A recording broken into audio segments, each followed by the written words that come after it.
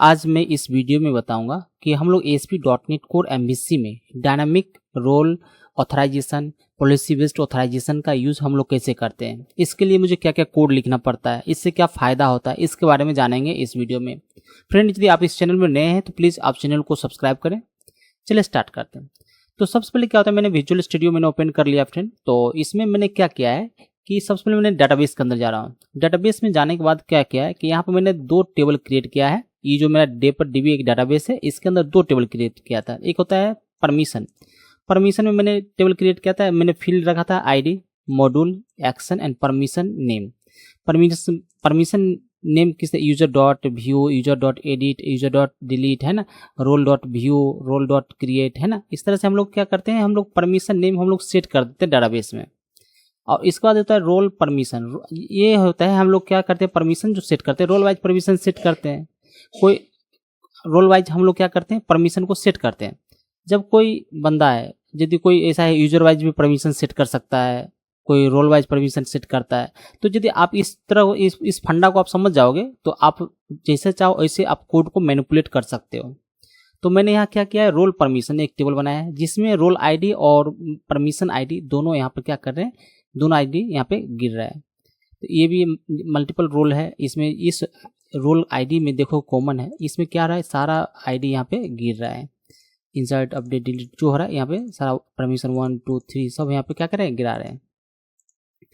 तो यहाँ पर देखना क्या है कि ये जो रोल है, ये जो इस बंदे को रोल मिला है ना, एडमिन रोल है, इस बंदे को मिला है, इसको सारा परमिशन दिया गया है। तो परमिशन टेबल में जाओगे, यहाँ पर जाओगे, यहाँ पे इस जगह पे इसमें जाओगे तो यहाँ पर जितने भी परमिशन दिया गया है यहाँ पे देखोगे, ये सारा परमिशन जो है इसको यहाँ पे रोल वाइज असाइन कर दिया गया है ना। तो यहाँ पे जो रोल असाइन किया गया है उसमें परमिशन सेट कर गया। यदि डिफरेंट और भी रोल होता, रोल का टेबल यदि देखते हैं हम यहाँ पे देखो, यहाँ पे दो रोल क्रिएट किया गया है। रोल का टेबल में जाकर मैं दिखाता हूँ आपको। आप रोल का टेबल देखोगे, यहाँ पे रोल है, यहाँ पे इसको मैं सिलेक्ट किया और इसको मैं कॉपी किया। यहाँ पे इस तरह से रोल है। अब देखोगे एडमिन है, यूजर, इसका ID वो DD है लास्ट में। तो देखोगे यहाँ पे क्या हो रहा है कि ये जो रोल मैंने सेट किया सभी का ID DD है ना। ये जो DD है वो क्या है, अब देखो इसमें जो रोल असाइन किया गया है यहाँ पे क्या है उसका, यहाँ पे एडमिन सेट करके रखा है, DD को एडमिन सेट करके रखा है। ये जो परमिशन जो सेट कर दिया गया, रोल वाइज परमिशन क्या किया, सेट किया गया है। इस एडमिन को सारा परमिशन दिया गया है, परमिशन 1 2 3 जो भी यहाँ पे मेंशन किया गया था इस लिस्ट में है, वो सारा मैंने सीक्वेंसली यहाँ पे क्या किया, डाल दिया है। ठीक है। और अब मुझे क्या करना है, कि सारा परमिशन यहाँ पे मैंने डाल दिया है। डालने के बाद क्या है कि आपको करना क्या है कि जाना है ये फ्रंट एंड में जाने के बाद क्या होता है कि हम लोग program.cs फाइल में, आपको याद होगा कि मैंने इससे पहले जो वीडियो बनाया था उसमें क्या किया था, यहाँ पर मैंने क्या किया था, पॉलिसी को इंक्लूड किया था।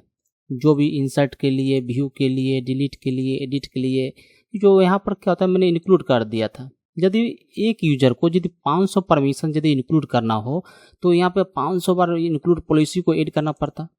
इससे क्या होता है कि कोड मेरा लेंदी, बहुत ज़्यादा कोड हो जाता है, उसको मैनेज करना थोड़ा आसान डिफ़िकल्ट हो जाता है क्योंकि हार्ड कोडेड हो गया है यहाँ पे।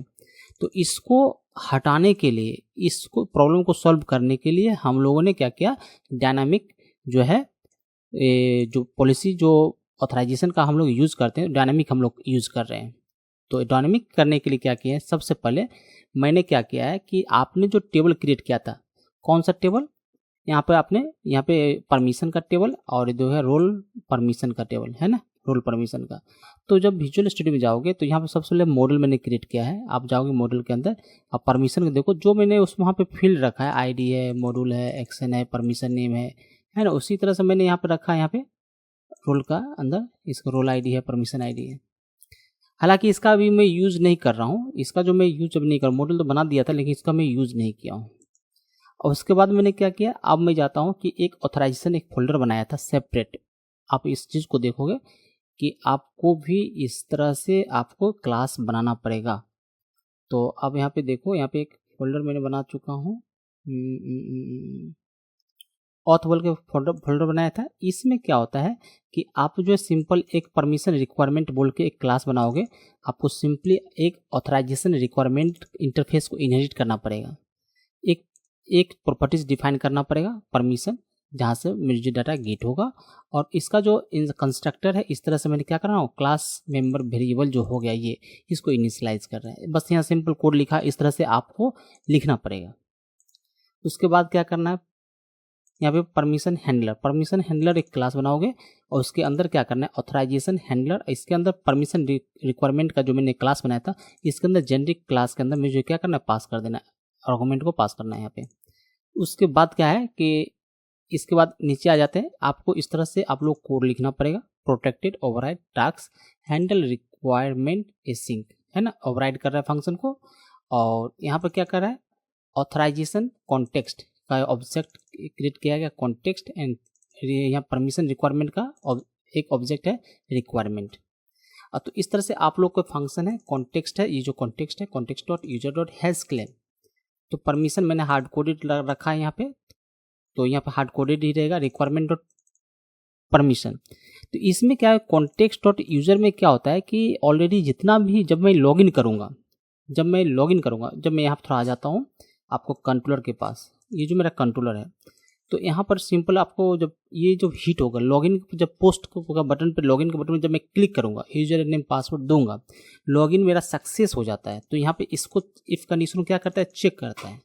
चेक करने के बाद क्या होता है कि यहाँ पर आपको यूजर नेम को फाइंड आउट किया, या यूजर को फाइंड आउट किया, यूजर नेम डालने से यूजर को फाइंड आउट किया। उसके बाद क्या किया, यहाँ पे रोल को दिया है, यहाँ से रोल आ जाएगा। रोल्स आने के बाद यहाँ यूजर आईडी देने के बाद क्या है, एक फंक्शन बनाया है कि यहाँ पे गेट यूजर परमिशन। ये जो परमिशन है आप देखोगे, ये जो परमिशन है डेटाबेस में, जो परमिशन है, ये परमिशन ऊपर का जो टेबल है, ये जो परमिशन है, ये जितना भी लिस्ट है परमिशन नेम, ये जितना भी लिस्ट है, इस लिस्ट को क्या करेगा, यहाँ पे ये लोड कर देगा। यूजर आईडी के बिहेव में क्या करेगा, डेटा को लोड करेगा इसके अंदर। तो यहाँ पर जो लोड हो जाएगा, परमिशन का डेटा जो लोड होगा, इसमें जो जितना भी ये परमिशन सेट करके रखा गया है, ये परमिशन जितना भी सेट करके रखा गया है, आपको क्या करना है कि आपको यहाँ जो फंक्शन लिखा हुआ है, इसमें क्या करेगा, चेक करेगा। इससे जो फंक्शन आएगा, इसमें जो परमिशन आएगा, सपोज आपको देखिए यहाँ पे कंट्रोलर है, एक कंट्रोलर है, कंट्रोलर के जो यहाँ पर आप आओगे एंड एक कहाँ पे है, यूजर है। यूजर में जो देखोगे यहाँ पर हम लोग क्या करते हैं कि इस तरह से पॉलिसी हम सेट करते हैं। ये पोस्ट मेथड के ऊपर लगा दिया है। उसके बाद क्या है, यहाँ पे मैंने लगा दिया है गेट मेथड के ऊपर इंडेक्स का लॉगिन पे। ये मेरा यूजर जब एंट्री करेगा, उसका गेट एंड पोस्ट दोनों के ऊपर मैंने इस पॉलिसी को मैंने लगा दिया है। क्रिएट यूजर क्रिएट, तो ये जब मेरा जो एक्शन यूजर क्रिएट करने के लिए जब मैं क्लिक करूँगा, जब इस एक्शन मेथड को हिट करेगा, है ना, जब मेरा इस एक्शन मेथड हो चाहे पोस्ट का इस एक्शन मेथड हो, यदि ये मेरा ओपन तो होगा, पहले ये गेट वाला रन कराएगा, फॉर्म ओपन करेगा। तो इसको जब ओपन करेगा तो ये जो यूजर क्रिएट है, ये यूजर क्रिएट आपको कहाँ मिलेगा, आपको यूजर क्रिएट मिल जाएगा आपको डायरेक्ट यहाँ पे। आपको यूजर क्रिएट जो है यहाँ पे आ जाओगे, यहाँ पे ऑटोमेटिक आपको इसके पास मिल जाएगा। ये जो यूजर क्रिएट यहाँ मिलेगा, है ना, ये मेरा फॉर्मेट है। ये परमिशन जो है सेट करना पड़ता है, ये मेरा फॉर्मेट है, परमिशन आपको रखना पड़ेगा। और उसके बाद यहाँ पे जो है, यहाँ पे यूजर क्रिएट आएगा, तो ये बोल रहेगा context user dot has claim. ये जो क्लेम इसके पास है, यूजर के पास है, यदि यूजर के पास क्लेम यदि एग्जिस्ट करेगा तो ये सक्सेस कर देगा अंदर। इसको यदि यूजर क्रिएट नहीं मिलेगा, इसके अंदर कॉन्टेक्स्ट यूजर के पास नहीं मिलेगा, यानी जब लॉगिन करने के बाद जो है, कहने का मतलब ये जो लॉगिन कर रहा है, ये परमिशन को यहाँ से ला रहा है ना, डेटाबेस से ला रहा है, परमिशन से डेटाबेस से लोड हो जाएगा इसके अंदर। इसको अंदर हो जाने के बाद इस तरह से यहाँ पे क्या कर रहे हैं, फॉर ईच लगा के परमिशन को क्या कर, यहाँ पे हम सेट करते हैं, है ना, यहाँ पे हम लोग सेट करते हैं। ये जो क्लेम ऐड हो रहा है डेटाबेस से, यदि 500 परमिशन यदि है, यहाँ पर तो 8-7 परमिशन है, यदि यहाँ पे 500 परमिशन यदि रहेगा तो 500 परमिशन क्या करेगा, यहाँ पे आके क्या करेगा, यहाँ पे आके फॉर ईच लगा के इंसर्ट कर देगा, क्लेम ऐड हो जाएगा। तो ये जो रिक्वायरमेंट, परमिशन रिक्वायरमेंट का जो टेबल बना हुआ है, ये परमिशन हैंडलर का बना हुआ है, तो हैंडलर बना हुआ है। तो इसके अंदर जो हम एक्शन मेथड को जो क्रिएट करूँगा, ये जो मेरा एक्शन मेथड है, ये जो मेरा एक्शन मेथड है, आप देखो यहाँ पे यूजर क्रिएट का जो एक्शन मेथड मैंने दिखाया था, इस पे मैंने लगाया है। ये जो एक्शन मेथड जब हिट होगा, ये जो एक्शन मेथड यदि हिट होता है तो ये जो पॉलिसी है, ये पॉलिसी क्या करेगा, इसके अंदर आ जाएगा। यहाँ पर तो बताएगा कि कॉन्टेक्स्ट डॉट इस कंडीशन लगा हुआ है, इफ कंडीशन है context dot user has claim, इसके पास जो लॉगिन के समय जो जितना भी डाटाबेस से क्लेम लोड हुआ है उसके पास तो आ गया है।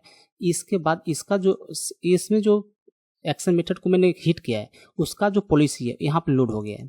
ये वो देखेगा इसके पास क्या यहाँ पे मैच कर रहा है। यदि मैच कर गया तो उसका मतलब होता है कि इसके पास एग्जिस्ट करता है ये पॉलिसी, तो इसको बताएगा चलो सक्सीड है। नहीं दिखाएगा तो बाईपास हो जाएगा, निकल जाएगा कि एक्सेस तो परमिशन नहीं है, तो एक्सेस डिनाइड उसको हो जाएगा। तो ये यहाँ पे ये लॉजिक है, इस चीज़ को इसको समझना है आपको।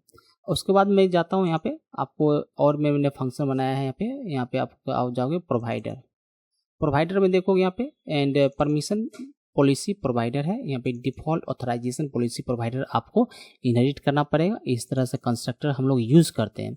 आई option, authorisation option and based option. तो इसको उतना डीपली जानना नहीं है आपको, इसको याद रखना, इसको यूज़ करना ही पड़ेगा आपको।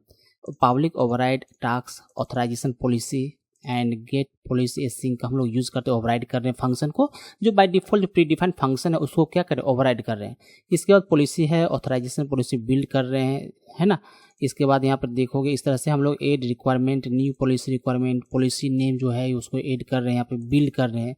उसके बाद फाइंड फ्रॉम जो रिजल्ट होता है यहाँ पे ऑटोमेटिक क्या ऑथराइजेशन पॉलिसी ऐड हो जाता है। इस तरह से हम लोग कोड लिखने पड़ता है, इसमें मुझे कुछ चेंज नहीं करना पड़ता। इस चीज़ को आपको माइंड में रखना है, ये क्या होता है, कैसे हम लोग कोड लिखते हैं, अब इस पर ध्यान नहीं रखना। आपको इस तरह से कोड लिखना है, आपको इस जो ये क्लास है इसको आपको यूज़ करना, इनहेरिट करना ही पड़ेगा, है ना। इसके अंदर इस तरह से कंस्ट्रक्टर क्रिएट करना पड़ेगा। इस तरह से आप जो बेस क्लास का जो कंस्ट्रक्टर होता है उसको यूज़ करते हैं हम लोग। इस तरह से ओवरराइड करना पड़ेगा, एग्जिस्टिंग जो फंक्शन है मेथड है उसको ओवरराइड करना पड़ेगा, है ना। आपको इस तरह से कोड लिखना पड़ेगा।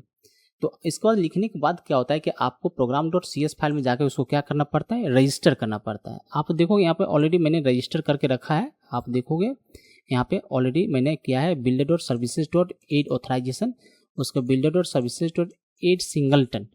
तो सिंगलटन यहाँ पे यूज़ किया गया, आपको भी यूज़ करना है। आप सिंगलटन किस लिए हम लोग यूज़ करते हैं आप लोगों को पता होगा, कि यदि आप लोग प्ले लिस्ट फ्लो कर रहे हैं तो आप लोगों को पता होगा। I authorisation policy provider and permission policy provider, आप लोग इस तरह से आप लोग यूज़ करते हैं, है ना। सर्विस को रजिस्टर करते हैं। builder.services.aid स्कोप यूज़ करते हैं। यहाँ पर दिया I authorisation handler and permission handler. इस तरह से हम लोग क्या करते हैं, एड स्कोप को हम लोग यूज़ करते हैं। इसके साथ हम लोग क्या करते हैं, इस तरह से सर्विस को हम लोग रजिस्टर करते हैं। आप लोग को भी करना है। हो जाने के बाद इसमें होगा क्या, अब इसमें जा रहे हैं लॉगिन पेज में। आप लोग को बता दें कि ये जो लॉगिन पेज है, जब मेरा लॉगिन पे क्लिक करूंगा तो पोस्ट मेथड हिट होगा। हिट हो जाने के बाद ये लॉगिन तो कर लेगा, पासवर्ड है, यूजर नेम है, चलो लॉगिन कर लिया। लॉगिन करने के बाद क्या होता है कि ये प्री डिफाइंड फंक्शन है जो मेरे रोल का सारा डिटेल्स मैं यहाँ पे लोड कर लिया है। और परमिशन के लिए अलग से मैंने F12 प्रेस कर रहा हूँ यहाँ पे, तो ये देखो फंक्शन बना कर रखा है। ये क्या फंक्शन है, तो मैं इसी एक्शन मेथड के अंदर ही मैंने देखोगे एक मेथड बनाया है। यहाँ पे इस तरह से एट्रीब्यूट लिख दोगे तो इसका मतलब होता है कि ये एक्शन मेथड नहीं, नो एक्शन, ये एक्शन मेथड नहीं है। तो यहाँ पे मैंने क्या किया, यहाँ पे यूजर आईडी भेज रहा हूँ, यूजर आईडी आएगा मेरे पास। तो डिपर का कॉन्टेक्स्ट को मैंने यूज़ किया है, क्रिएट कनेक्शन किया है। और इसके बाद है कि इसको मैं डाटा एक्सेस लेयर के अंदर भी फंक्शन को बना सकता था, लेकिन यहाँ पर आपको दिखाने के लिए मैं यहाँ पे यूज़ कर लिया है। तो आप देखो डिपर डीबी कॉन्टेक्स्ट को मैंने यूज़ किया है। इस तरह से मैंने क्या किया, परमिशन नेम कहाँ से निकलेगा, परमिशन टेबल से। किस बिहेव में निकलेगा, आईडी के बिहेव में इन क्या लगाया। इसके बाद बोल रहा है यहाँ पे परमिशन, रोल परमिशन जो आएगा, रोल परमिशन, तो परमिशन आईडी इसको मिल जाएगा। रोल परमिशन आईडी के बिहेव में कब, तो यहाँ पे देखोगे रोल आईडी दिया गया है। आप इस चीज़ को देखोगे एकदम से सब क्वारी लिखा हुआ है। इसका डिफरेंट क्वारी भी हो सकता है, नहीं कि यही क्वारी हम लोग यूज़ कर रहे हैं यही क्वारी होगा, नहीं ऐसा कुछ नहीं है। आप डिफरेंट ज्वाइन करके भी आप लोग इसका क्वारी आप लिख सकते हो। अब ये रोल आईडी दिया, रोल आईडी मुझे कहाँ से मिल जाएगा, तो मुझे यूजर आईडी मिल रहा है। तो यहाँ पे देखो एक प्री डिफाइंड एक टेबल था ASP नेट यूजर रोल, इसके अंदर यूजर आईडी मिलता है। तो यूजर आईडी मैंने दिया, इसको यूजर आईडी मिलने के बाद क्या मिल जाएगा, रिटर्न कर देगा इस टेबल से, रोल आईडी मुझे मिल जाएगा। ये रोल आईडी मैं किसको पास कर दूँ, रोल परमिशन के बाद रोल आईडी है, इसके बाद पास कर दूंगा इसको। रोल आईडी को जब मैं पास कर दूंगा यहाँ पे, रोल आईडी को जो मैं पास कर दूंगा, पास हो जाने के बाद ये किसको दे देगा, रोल आईडी आपको दे देगा, रोल आईडी रिटर्न कर देगा परमिशन आईडी। परमिशन आईडी जो मिल जाएगा तो परमिशन आईडी से जितने भी इसका जो परमिशन होगा इस यूजर का, इस यूजर जितने भी परमिशन होगा सारा परमिशन लोड कर देगा, है ना। ये कहने का मतलब ये जो जितने भी डेटा है, सारा डेटा जो है उस यूजर का जितना भी डेटा होगा वो सारा डेटा क्या करेगा, लोड कर देगा।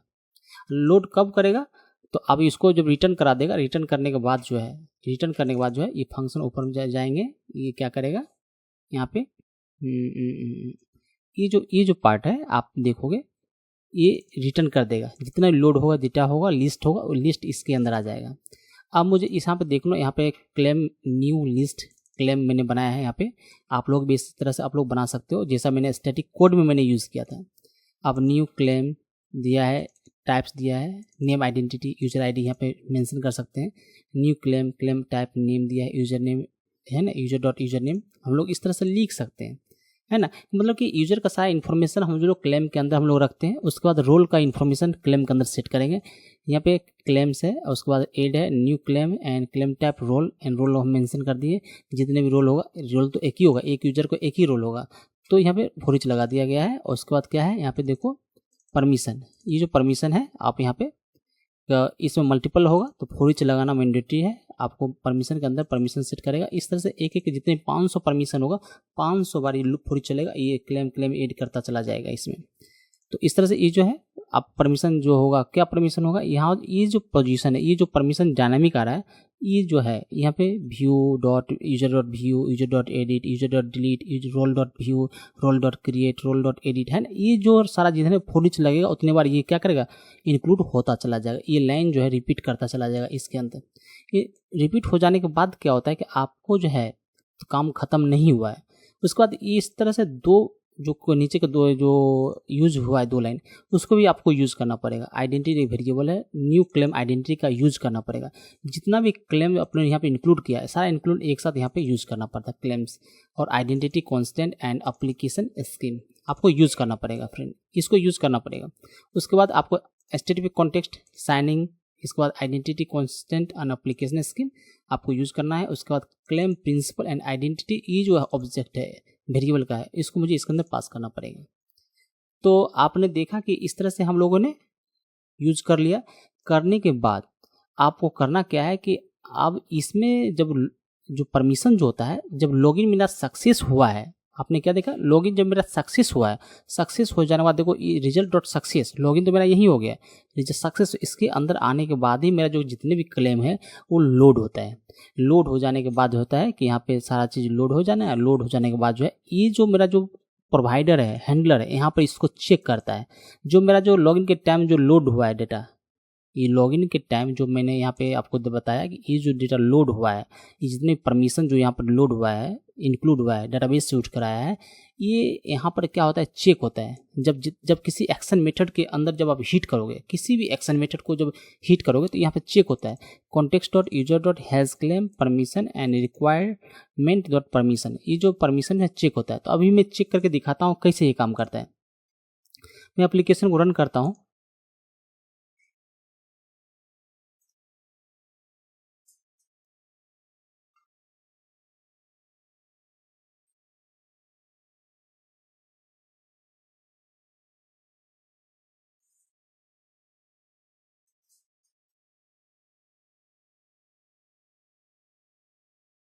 अब यहाँ पे मैं लॉगिन पासवर्ड में डाल रहा हूँ, यहाँ पे मैं लिख रहा हूँ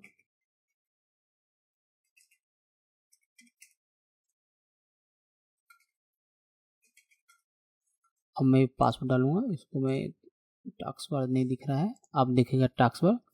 मैं इसको पासवर्ड को कॉपी किया, इसको मैं पेस्ट कर दिया, यहाँ पे लॉगिन किया।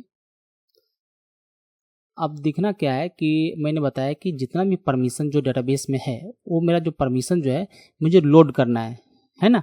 तो यहाँ पर देखोगे ये मेरा लॉगिन सक्सेस हो गया है, सक्सेस ट्रू दिखा रहा है आपको। अब इसके बाद मैं लॉगिन करता हूँ यहाँ पे। चलिए सही है, आपका जो है रोल है जो भी है अकाउंट 1 किया है। इसके बाद देखो एडमिन आपका आ गया है। चलिए अब ये जो गेट यूजर परमिशन जो है, यूजर आईडी इसको मिल रहा है वहाँ से। अब ये रन करेगा। रन करने के बाद देखो इसमें डेटा 7 रिकॉर्ड आ गया है। यूजर यूजर व्यू है, यूजर एडिट है, यूजर डिलीट है, रोल व्यू है, रोल क्रिएट है, रोल एडिट है, रोल डिलीट है ना। ये आ जाने के बाद क्या कर रहा है, यहाँ पे फॉर ईच लगा है एंड क्लेम को क्या किया है, रोल क्लेम को ऐड कर दिया है, क्लेम ऐड हो गया है। अब इसको भी ऐड कर दिया है। अब ये 8 बार चलेगा फॉर लूप, जो 7 बार 8 बार जो है परमिशन क्लेम सेट हो रहा है पॉलिसी का। आप देखो इस तरह से क्लेम हो जाने के बाद आपको जो है इस लाइन को भी आपको लिखना पड़ेगा। जब तक आप लिखोगे नहीं तो ये वर्क नहीं कर पाएगा फ्रेंड, है ना।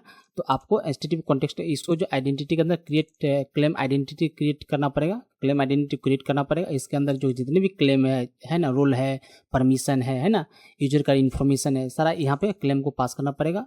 और identity constant and application scheme इस तरह से आपको लिखना पड़ेगा। फिर आइडेंटिटी को इसके अंदर पास करना पड़ता है क्लेम प्रिंसिपल के अंदर। तो ये बहुत एक दूसरे से रिलेट है, आपको यूज करना पड़ेगा। जब तक यूज नहीं करोगे तो आपका जो है पॉलिसी स्कीम काम नहीं करेगा। तो आप इस 2 लाइन को आपको स्किप नहीं करना है, इस चीज़ को ध्यान रखना है। तो यहाँ पर क्या होता है कि यहाँ पे इस आइडेंटिटी को फिर यहाँ पे मुझे क्या करना है, पास करना पड़ता है इसमें क्लेम प्रिंसिपल के अंदर। तो इसको मैं रन कर देता हूँ। तो आपका डेटा जो है लोड हो गया है, क्लेम आ गया, आप लॉग इन हो गए हैं।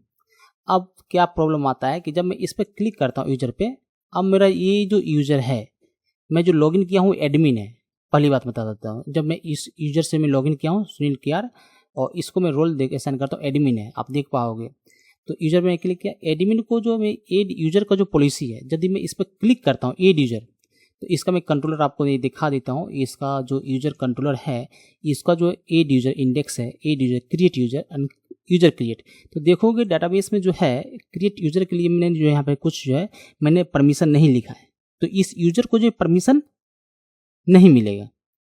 इस यूजर को क्या करेगा, परमिशन यहाँ पर क्या मिलेगा, यहाँ तो मैंने तो सेट करके यूजर क्रिएट के बोल के परमिशन मैंने यहाँ पे सेट नहीं किया है ना।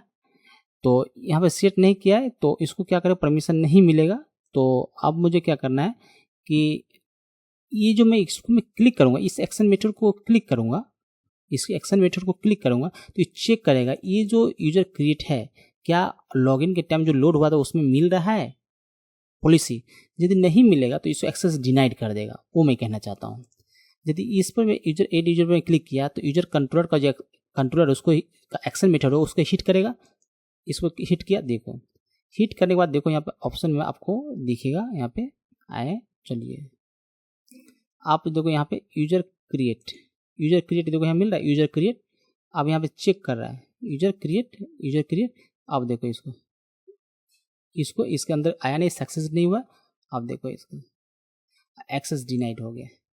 कहने का मतलब है कि आप जो है जो काम आप program.cs फाइल में आपने क्या किया कि स्टैटिक मैंने रखा था इसको, अब मैं इसको कर दिया डायनामिक। तो डेटाबेस से जो चाहे वो उसको लोड करेंगे और यहाँ से मैनिपुलेट करेंगे, वो परमिशन लॉगिन के टाइम लोड हो जाएगा।